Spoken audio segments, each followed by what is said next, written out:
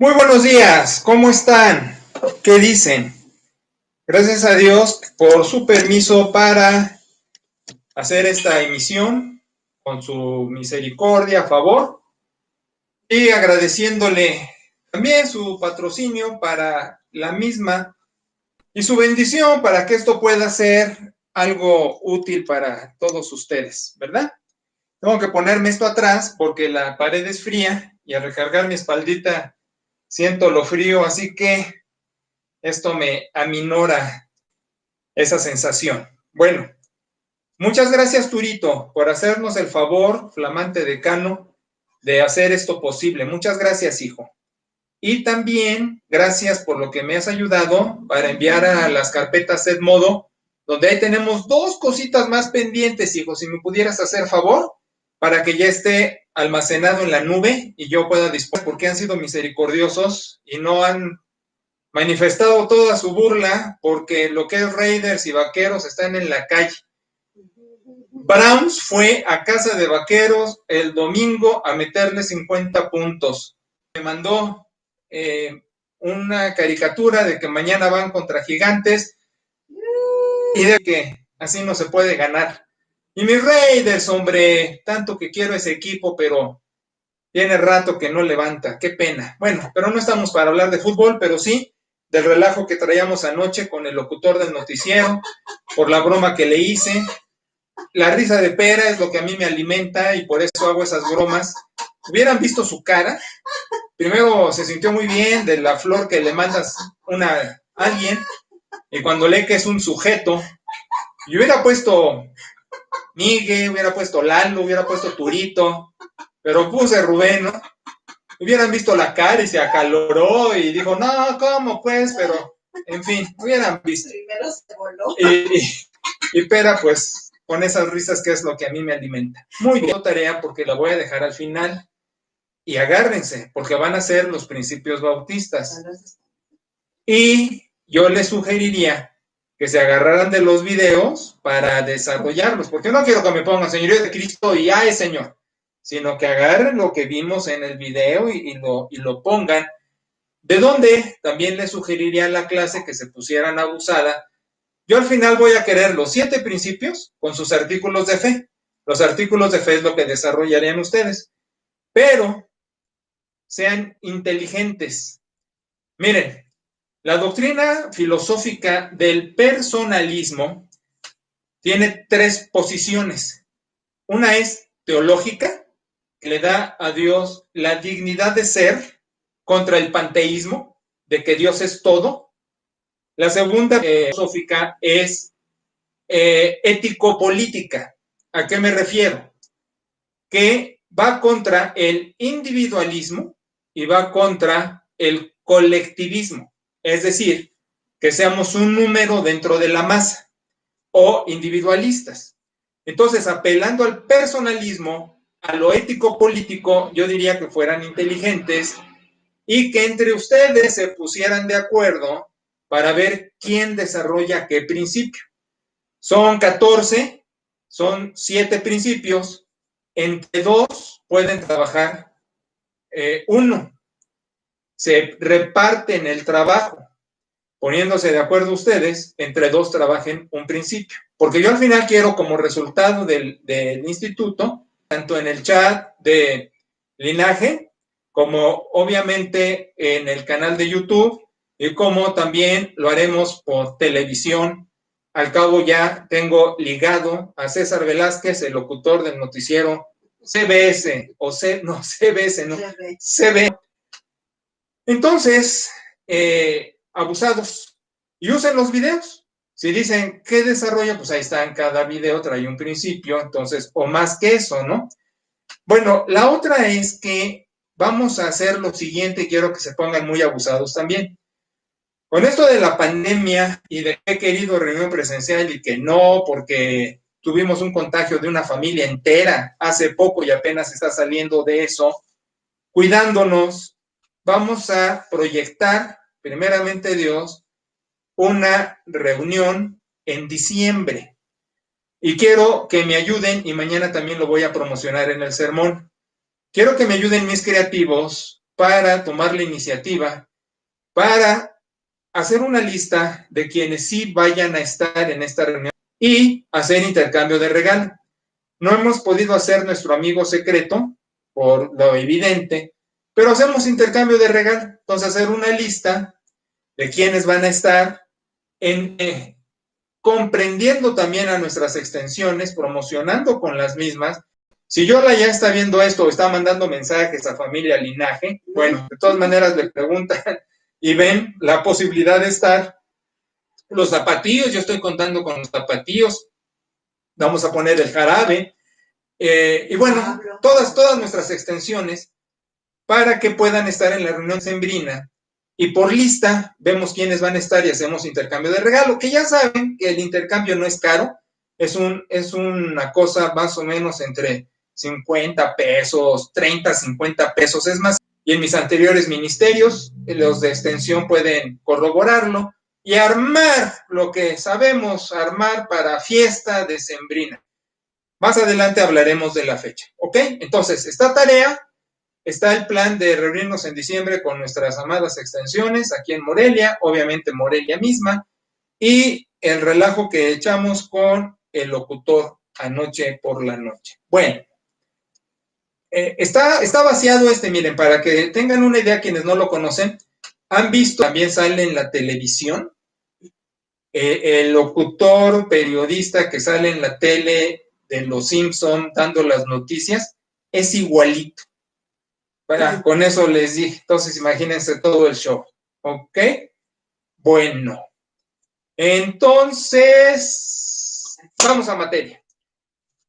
No salimos todavía del tercer principio, así que pueden darse cuenta que y están en la posición del personalismo de la doctrina filosófica.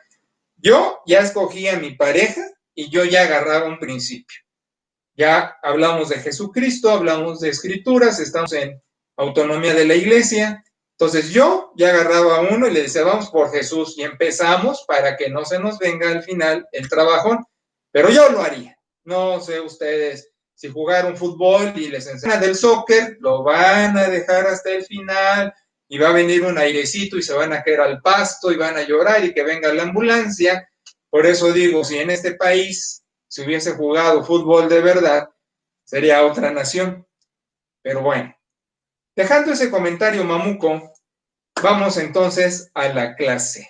Vamos con autonomía de la iglesia y un elemento muy importante antes de pasar al sostenimiento de la iglesia, que me hizo la observación Perita, siempre me gusta dar crédito. Yo no me quedo con nada para mí que no sea mío, sino de quien surge, siempre doy el crédito. Entonces, me recordó Perita una cosa muy importante de la autonomía de la iglesia que estábamos hablando después de la ordenación pastoral y del último responsable, y es la acción social. La acción social, que sería el quinto propósito de la iglesia, servicio, y no porque vayan en adoración, hermandad, crecimiento, servicio, testimonio, bueno, es el penúltimo dedo, el anular, el servicio. Servicio es más que entregar despensas, que es lo que muchas veces se hace en las congregaciones. Por acción social se entiende, te doy un pescado, y acción social es, te enseño a pescar. Entonces, los programas de acción social tienen que ver con la distribución de la riqueza.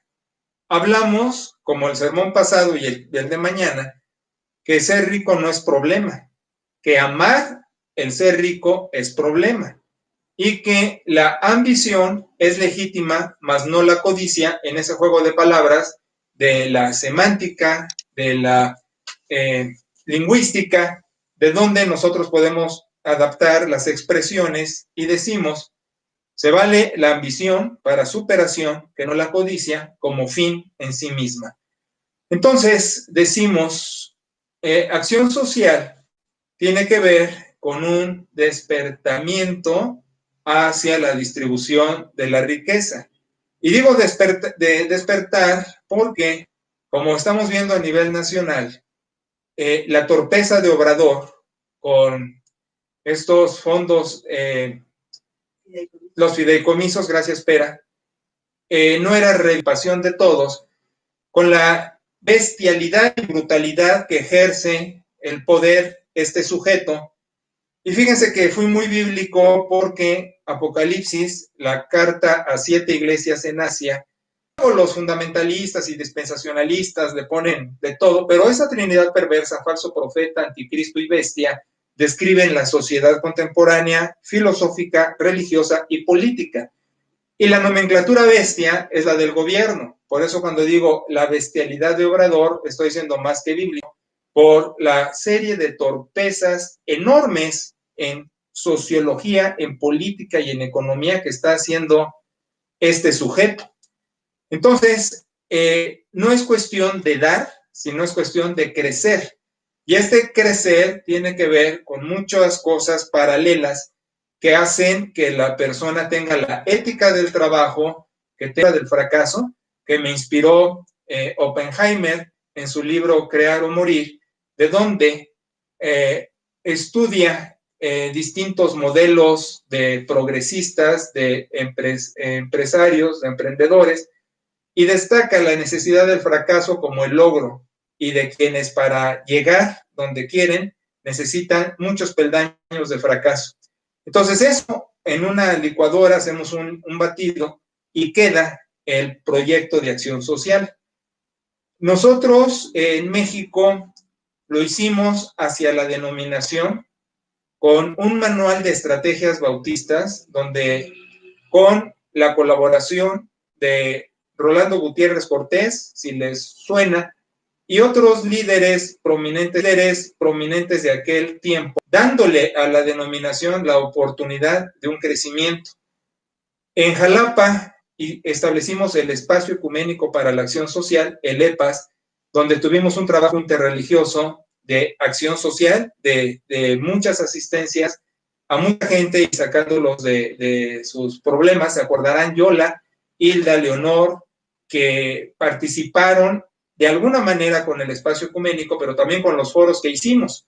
Hicimos muchos foros, el Centro de Investigación de Estudios Superiores en Antropología Social, dependencia de la Secretaría de Educación Pública, y dábamos muchas conferencias y ponencias acerca precisamente de la academia teológica y del quehacer productivo de las congregaciones.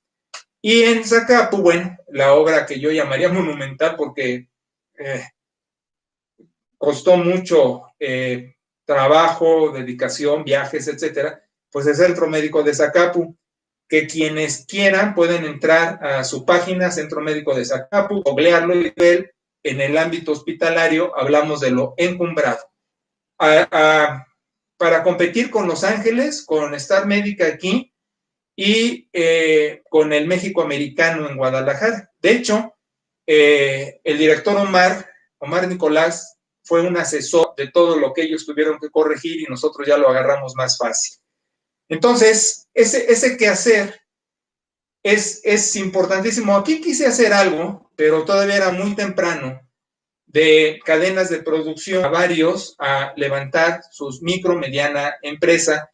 Sin embargo, todavía no estábamos en el momento y yo no podía atender dos amos, porque todo lo anterior de lo que hablé le di mucho tiempo y energía porque ya la iglesia estaba caminando por piloto automático. Y aquí, como saben, tenemos 2 años apenas como congregación, entonces se requiere todavía muchísima atención hacia la congregación y no se diga este año que fue. Miren, tenemos un año como iglesia y el año pandémico. Entonces, ¿qué hemos podido lograr, no? Gracias a Dios por las extensiones y por la visión de iglesia virtual, si no nos hubiéramos quedado en la calle. Pero era muy temprano todavía hacer esto que quise. Las enormes necesidades y carencias, pues ayudarle a cada cual a hacer sus modelos de negocio sobre su quehacer empresarial, emprendedor, e impulsarlos para que no sean empleados o estén tejiendo al aire proyectos. Pero bueno, eso forma parte y está en el tintero para un logro, primeramente Dios, ¿verdad? Entonces, lo que decimos para cerrar este espacio es que el servicio es más que servir mesas de Hechos capítulo 6, sino es poner las mesas. Y poner las mesas es ayudar a que cada quien tenga su propio espacio de emprendimiento en una comunidad, como hicimos en Jalapa, primero con una asociación civil.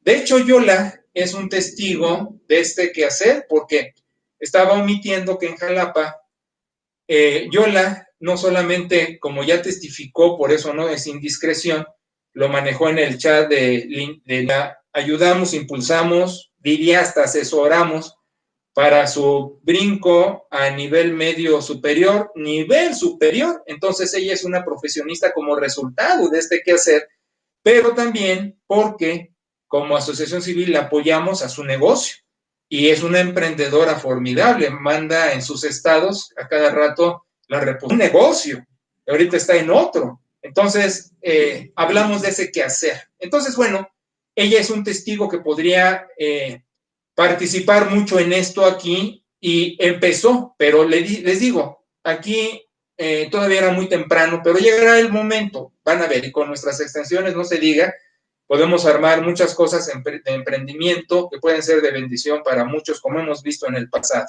y como la misma Yola puede atestiguar. Entonces, con esto pasamos a la otra parte de la situación de la autonomía de la iglesia, que como ven, este es un principio riquísimo, no porque los otros no hayan sido, pero han estado más familiarizados con aquellos, Jesucristo Señor, Dios que puede ser en el cielo, en la tierra y en el ambiente, diríamos así, y también de su nombre y también en revelación, que la escritura no es un fetiche de superstición para el manejo individual y místico, mágico, sino es un material para trabajarlo, claro, orando, dependiendo de Dios, pero con los recursos lingüísticos para hacer el trabajo exegético y hermenéutico pertinente, como cualquier obra literaria. Cualquier científico, físico, matemático, literato, historiador, de cualquier ciencia social, no va a agarrar un material por escrito para decir, yo veo aquí 3 puntos o yo siento iguales con la escritura. Entonces, distinguiendo que la escritura, su particularidad es que el autor es Dios y que apunta a Cristo, pero que tengo que distinguir, como hemos dicho, lo que es cultural, en una ya parezco político con sus verdades históricas de esos fantoches. Sin embargo, llegar a la cultura y la personalidad del escritor sagrado, porque eso se agarra también como verdades cardinales hoy día y por eso las denominaciones están, pues yo digo en la barbarie, ¿no? Con sus lenguas, sanidades, o yo veo aquí 3 puntos y perdónenme que así suena, pero es que así es, y con las tonterías que están mandando. De hecho, mañana en el sermón voy a hablar usando la pista que me da el libro de Desarrollando una mente de John J. Ansbro acerca de Martin Luther King y ver la conceptualización en su formación intelectual académica y viendo todas las influencias de escuela que tuvo, viendo de Mahatma Gandhi esta paradoja interesante de que el amor requiere poder y que el poder requiere el poder requiere amor y el amor requiere poder.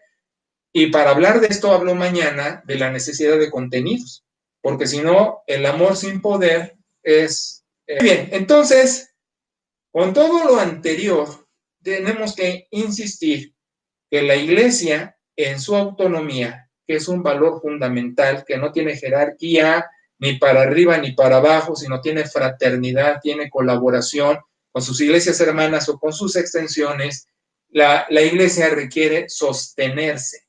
Y sostenerse, como es evidente, requiere recursos. Y los recursos, a priori, dentro de una congregación, son los recursos espirituales, con la presencia del Paráclito y su sostenimiento, así como también, por supuesto, el recurso espiritual de la escritura, más con su interpretación formal, pero también, por supuesto, de estos recursos espirituales está el recurso humano, que son obviamente las gentes, aunque el recurso humano luego se lee humano, o sea, humano, porque pues la iglesia es una agencia divino-humana y obviamente va a tener la fabilidad de lo mismo. A diferencia de el Dios hombre infalible la iglesia, que es un retrato del Dios hombre porque es agencia divino-humana, pues al final sigue en la afabilidad y en el pecado. Pecado se entiende no como que andamos buscando tergiversar la ética y la moral, sino porque es nuestra condición. O sea, nunca dejamos de ser eso por mejor que vivamos nuestro discipulado y con las evidentes faltas que salen a la luz de lo mismo en el andar.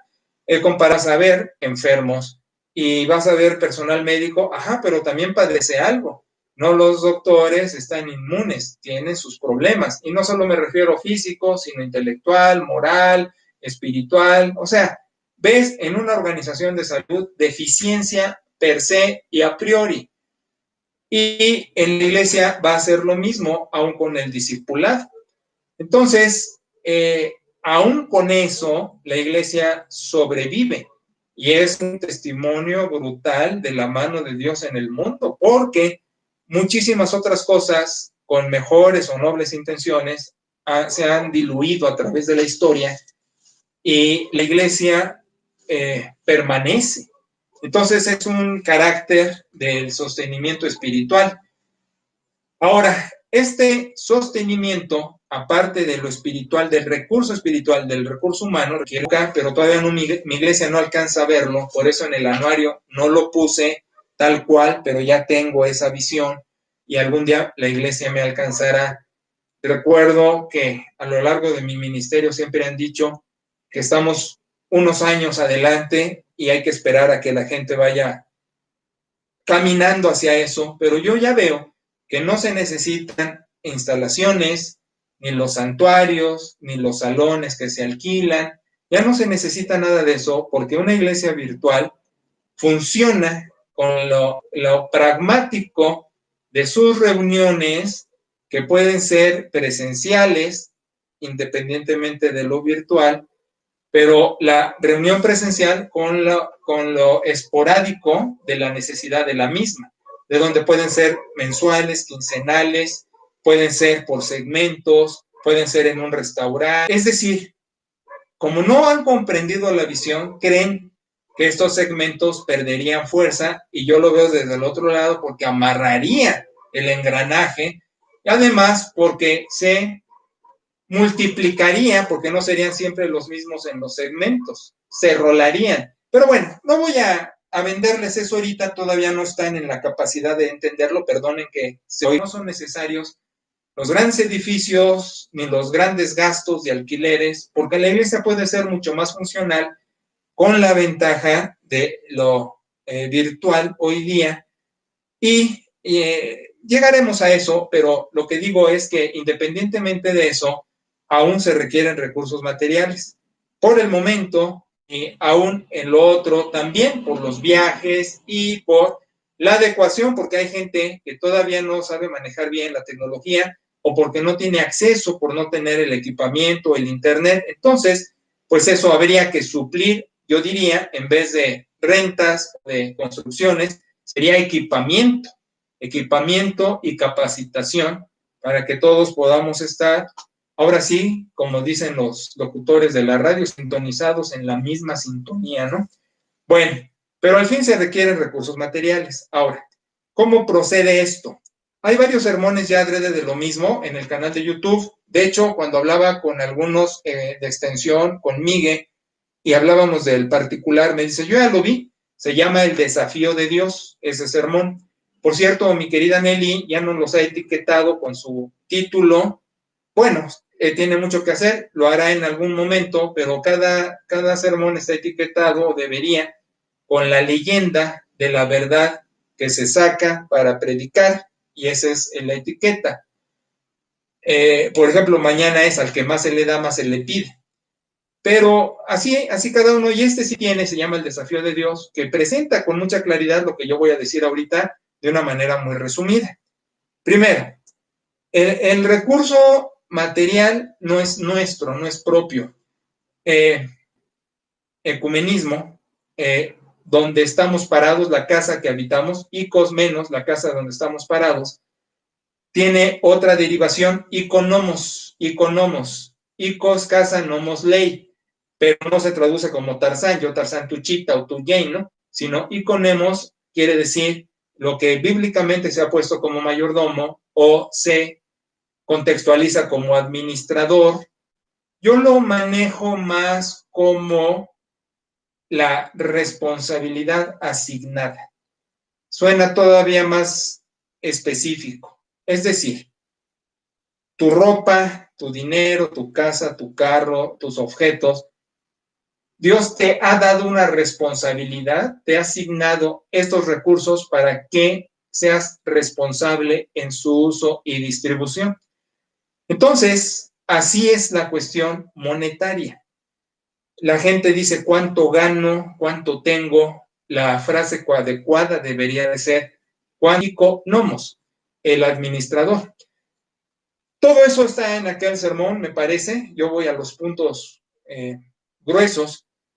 Y es una necesidad desde que Dios se reveló con este famoso diezmo, que a través de la ley viene, pero muy claro, muy fuerte, muy contundente, de que al ser responsable de lo que Dios te da, tienes que participar del 10% de ese recurso para la contribución, voy a llamarle, del pueblo espiritual. No me gusta usarlo así porque parece que lo espiritual es una cosa, lo espiritual es una cosa y lo material otra, sino vivimos un mundo integral, pero tengo que hacer la aclaración de que eso es el fondo destinado para el quehacer que lleva el nombre de Dios, vamos a decirlo así. Entonces, algo que no se ha entendido bien en la cuestión eclesial es que el diezmo no es el 10% de tu ingreso. El diezmo levítico es el 10% de todo. Es decir, tendrías que hacer evaluar tu casa, tus carros, tu ropa, tus objetos. Tendrías que evaluar todo lo que tienes material y de eso se da el 10%. No hay que olvidar. Y viene otra. Cuando tú dices, no, yo no quiero que mi hijo esté dedicado al servicio religioso, sino quiero que me ayude en la casa, entonces pagabas el valor de eso y eran con 5 tantos. Entonces, te salía mucho más caro pagar para que el hijo no se fuera y se quedara contigo, pero al final te producía porque ya se quedaba a trabajar y ya al final ese gasto, esa inversión se recuperaba, pero había que pagar. Entonces, era muy estricto. Y también de eso participaba lo que en ese entonces se llamaba sacerdocio. Y tenían también sus preferencias, las primicias y otras cosas, incluso de sacrificio en la adoración, para quedarse con eso. Entonces, así se legislaba. Ahora, no hay que olvidar que también había el jubileo, que era cada 50 años, recuperaban lo vendido o lo prestado, pero era una normatividad que yo diría extraordinaria y que aún mismo hoy Israel en muchas cosas la practica y por eso es su riqueza. Israel, que en un pedazo de tierra infértil y conflictiva, con tanta gente alrededor que se echan sus granadazos, pues es primer mundo, ¿no? Y maneja en Wall Street, en Nueva York, la bolsa, el oro allá y con su cuarta de formación, para que viera algo de economía, porque estamos en un automóvil sin frenos y sin volante conducido por un loco. Entonces, el caso es que, mira, paréntesis, ahorita que estoy describiendo así la bestialidad gubernamental, la acción social también tiene ese pronunciamiento, también tiene el señalamiento a la autoridad de su deficiencia. Separación iglesia-estado, no, te digo qué significa, aunque vamos a llegar a eso. Es no un estado eclesial y no una iglesia oficial. Pero eso de que al César, lo que es del César y el religioso no habla de política es un craso error. De lo que sí hablamos es no hacer partidismo. Yo no te voy a decir por quién votar o qué partido político escojas. Pero voy a denunciar la deficiencia del gobierno en turno. Y eso también es acción social. Lo hicimos mucho en Jalapa La gente en Jalapa se ha de acordar, 1+1, Proceda, varios periódicos atendieron nuestro pronunciamiento en Jalapa y bueno, ahí tengo un file de todo eso. Entonces, regresando aquí, la cuestión es, el diezmo es todo lo que tienes, todo. Entonces, en las iglesias hoy día hay esta autosatisfacción vanidosa de decir yo soy un diezmador. Y es un error. Está cayéndose en Lucas capítulo 18, donde el fariseo se siente muy contento porque dice, yo no soy como este pobre miserable que está al lado, porque yo sí diezmo de lo que gano y todo eso. Entonces, en las iglesias hoy día tenemos la simulación del diezmo y tenemos la fanfarronada del diezmador que dice, yo diezmo, y con eso tiene la satisfacción. Primera corrección, nadie es diezmador porque no estamos diezmando como pedía la revelación veterotestamentaria, el 10% de todo. Nadie. Punto. Lo que mejor podemos hacer para tratar de acercarnos a eso es ya lo que viene en el Nuevo Testamento. En el Nuevo Testamento se nos pide el 100. Aquel ejemplo de la viuda que deposita todo lo que tiene, pero en Hechos, donde vendían y de lo vendido llevaban, y en Corintios, donde Pablo pone con toda claridad en el capítulo 16 de la primera carta, nada más que en español dice de otro modo, en griego dice, como te haya socorrido Dios en tu andar, en tu camino, así eres de responsable para la ofrenda. Entonces decimos, atando todos los cabos, se empieza del 10% de lo que ganas, pero no para que te sientas satisfecho de lo mismo. Nada más es para darte cuenta que apenas estás en la salida, estás como carrera en la salida. Si das el 10% de lo que ganas, apenas estás en la salida. No estás desarrollando la carrera y mucho menos llegando a la meta. Entonces, lo que yo he sugerido siempre es parte del 10% y ve incrementando los puntos porcentuales según te vaya en el camino, según te bendiga Dios en el camino. Pero aquí viene la ironía y la paradoja de que cuanto más inviertes en el reino, más se te retribuye. Yo terminé el sermón pasado diciendo que el mejor banco, mejor casa de bolsa, porque casa de bolsa rebasa al banco, la mejor casa de bolsa es el cielo, porque lejos de que metas y veas hasta cuándo eres bendecido, como en la casa de bolsa, que requiere años, a ofrendar te retribuye con el mayor interés para el hoy y el ahora, el aquí y el que te vaya a dar. No es un chantaje. Ofrendas porque ya te dio. Y ahí contemplas la universalidad de tu universo, vaya la expresión. Quienes te rodean, de qué estás rodeado. Primero es quiénes te rodean, después de qué estás rodeado, y así tú determinas el valor y te das cuenta que mucho más de las veces estás mucho más bendecido de lo que crees. Y las cosas que no compran el dinero y con las que te ha favorecido el cielo, pues elevan la plusvalía de lo que estamos diciendo. Entonces, como dice el salmista, no solo acuérdate de tus bendiciones, sino no olvides tus beneficios, estamos plagados de lo mismo.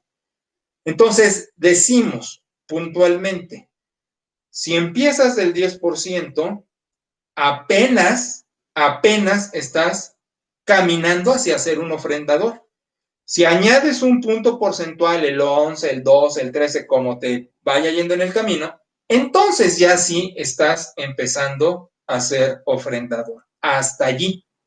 Y la otra, están las promesas bíblicas de que el acto de ofrenda, por eso yo he dicho, o dije, no me acuerdo, que cuando estás haciendo una transferencia al tesoro de la iglesia, o vas y lo depositas en el cajero permanente, lo hagas con oración.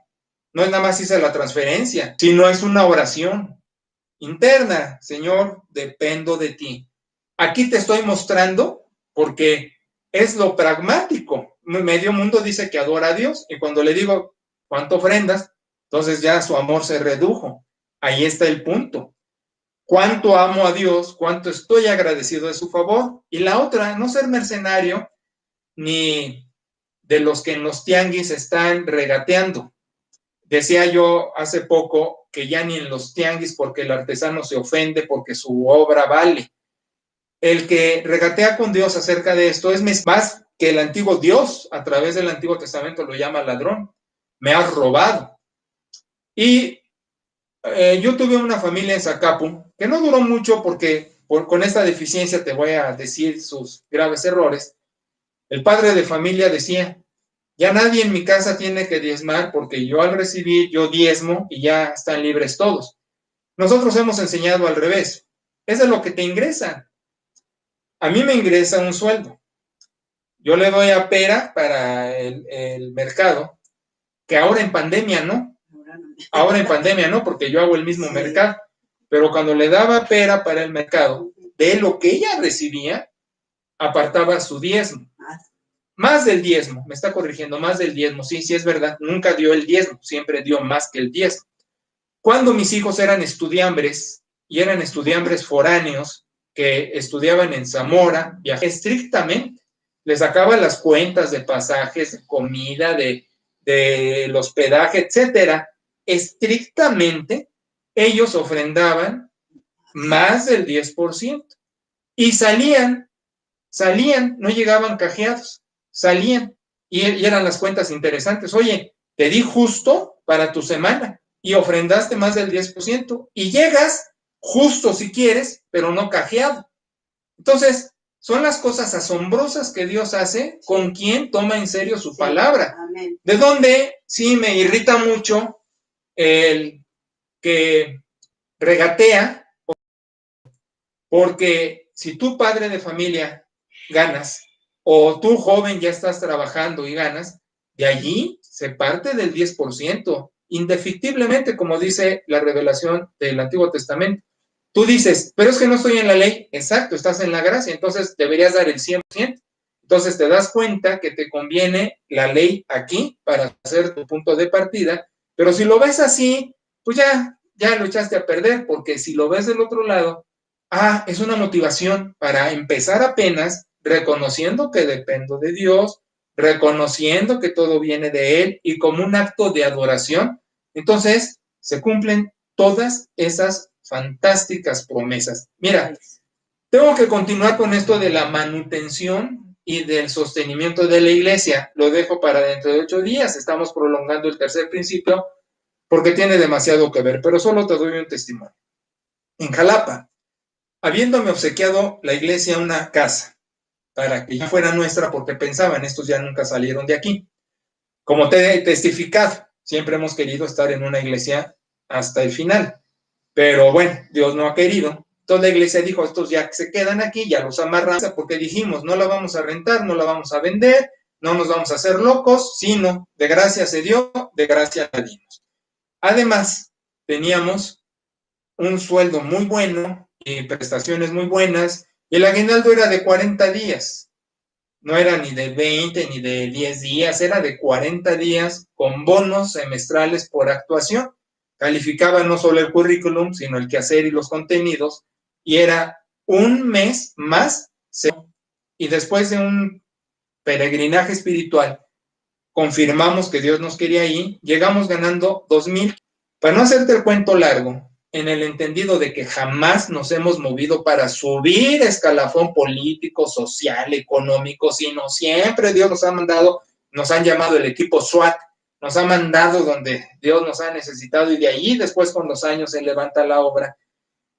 Fuimos y mis hijos tuvieron escuela, tuvieron deportivo, la unidad deportiva del Seguro Social, pero tuvieron deportivo, natación, alberca, gimnasia, tuvieron sus navidades con todo lo que le pedían a Santa Claus y a los Reyes. Tenían 24 de diciembre y tenían 6 de enero. Tuvieron viajes de vacación, si tú quieres, muchas veces patrocinados por Ovejas, como nos tocó en Jalapa, pero también tuvieron el Río el río, este hotel, este conglomerado español, para ir a Puerto Vallarta, a la Ribera Nayarita, tuvieron Cancún, tuvieron vacaciones que no eran de hijo de pastor típico, por la gracia. Pero te digo, esos 2,500 pesos se ofrendaba más del 10%.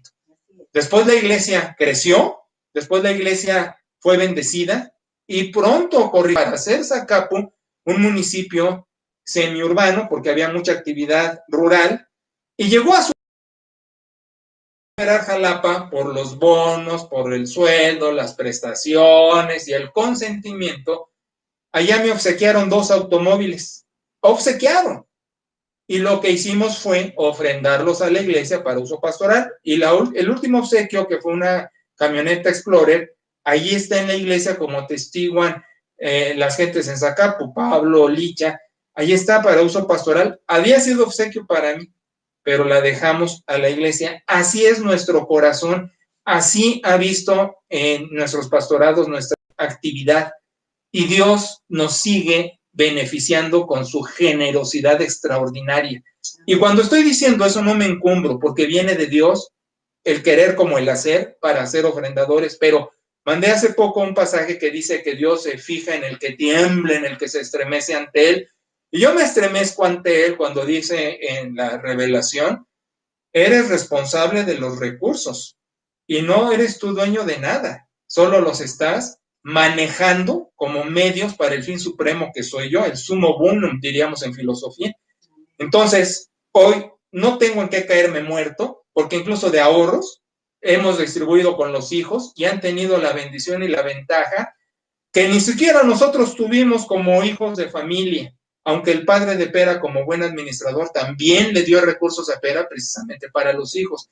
Pero de nuestra actividad ministerial y de los ahorros hemos repartido mitad y mitad con los hijos. No tenemos en dónde caernos muertos, Pera y yo, pero tenemos un techo muy cómodo que no nos cansamos de agradecerle a Dios. Amén. Tenemos un buen sustento, no tenemos aumento de sueldo desde hace rato, pero es evidente por las cuestiones de adaptación, de crecimiento. Arturo ha tenido la reclamación de, oye, nada, todo es gracia y todo lo agradezco. Y ellos son los primeros testigos de que cuando vinimos para Morelia y nos iban a decir, les dijimos, no nos digan, porque si Dios nos quiere aquí, lo último que tenemos que hacer es cuentas, porque está suplido. Y también esta iglesia pequeña, empezando y todo, ha estado al pendiente. Tenemos techo, tenemos el automóvil de la iglesia. Estos no me lo obsequiaron, está bien, es de la congregación, perfecto. Me ahorraron ofrendarlo. Sin embargo, tenemos beneficio de la multiforme gracia de Dios. Amén. Para el que respeta esto de que los recursos materiales son para el sostenimiento de la obra. Y ya lo mencioné, pero vale la pena hacerlo igual. Mis hijos están en el mismo tenor, quieren crecer empresarialmente y abusado Isaías, hijo, lo digo con mucho amor, porque el contexto social en el que tú te mueves, veían a la mujer más en su casa que en su actividad empresarial. Ahora, el asunto es este. Pera, tu esposa, desde niña, ha querido crecer empresarialmente sin descuidar su casa, pero crecer empresarialmente para beneficio de la obra. Y tú no se lo puedes impedir ni le puedes estorbar con una idea de que la ames. Por eso te valoramos como yerno y como esposo de mi hija, porque tu mentalidad tiene que ser ese progresismo de que Pera tiene que desarrollar. Y es muy probable que tú la acompañes, si Dios así los bendice, que tú la acompañes en ese crecimiento para bendecir la obra, porque en el corazón de Pera está becar hijos de pastores, atender la salud de pastores, ponerles techo a algunos pastores, etcétera. Entonces, eso es de Dios. Y Isaías, tú lo sabes y tienes que apoyar a Pera para ese logro. Checo, aún pastoreando a las ovejas que Dios le ha dado allá, también está en el mismo tenor. Ser ambiciosos que no codiciosos, pero para el reino. Y nosotros seguiremos en nuestro quehacer y seguiremos de lo que Dios nos da, participación de la iglesia, el sostenimiento de la iglesia. Por eso a mis ovejas les digo, con la claridad y franqueza que me conocen, No puedes ser tú algo indigno en el aspecto de ofrenda. Y perdóname, termino con esto, tenemos el peso específico y la autoridad moral a través de casi ya 40 años de ministerio para hacerlo. Era como esposa de pastor. Y date cuenta de una cosa más. Yo no fui buena oveja en mi vida de iglesia. Era malón. Puedo echarle la culpa a los contenidos, a la presencia pastoral. No, es mi responsabilidad, como mañana va a venir en el sermón. Pero una cosa sí tenía. Llegando a la iglesia, se me dijo, mira, este es el diezmo y la ofrenda. Y de facto empecé siendo oveja. Perdóname haberme extendido. Cuando iban pastores o misioneros invitados a predicar, y se decía, porque ahí se decía así, a mí me gusta más así, pero bueno, ¿quién se lo lleva a comer o quién le da aventón a la terminal de autobuses? Brincaba. Y pude hacerlo a veces con mi padre y a veces solo. Pero eso sí, yo comía en el Kings Road, en el hoyo 19, en la mansión, si todavía están en México o hay otros parecidos, creo que la mansión permanece. Yo decía, si yo, una oveja mediocre, traga en estos sitios, el emisario del cielo no puede comer en un lugar menor. Iban ahí y entonces escoge lo más caro, lo más suculento, lo que luego no tienes oportunidad y come. Pero aparte haz un itacate para que te lleves y compartas con tu familia. Por favor. Y aparte de la ofrenda en la iglesia, por favor, hazme el favor de llevártelo y dejarlo en la mejor condición en la terminal. Y te digo, no es mi mérito, porque el querer y el hacer, deberías pedirle a Dios que te ponga ese querer y hacer, porque es extraordinario cuando lo amas, que también te lo pone a Él cuando se lo ruegas. Es extraordinario ver su mano derrochadora con el que lo toma en serio. Es donde te digo que ya en el pastorado mis hijos tuvieron vacación de niños ricos siendo hijitos de pastor. Dios te guarde, te bendiga. Quedamos así. Es que es conmovedor, Perita.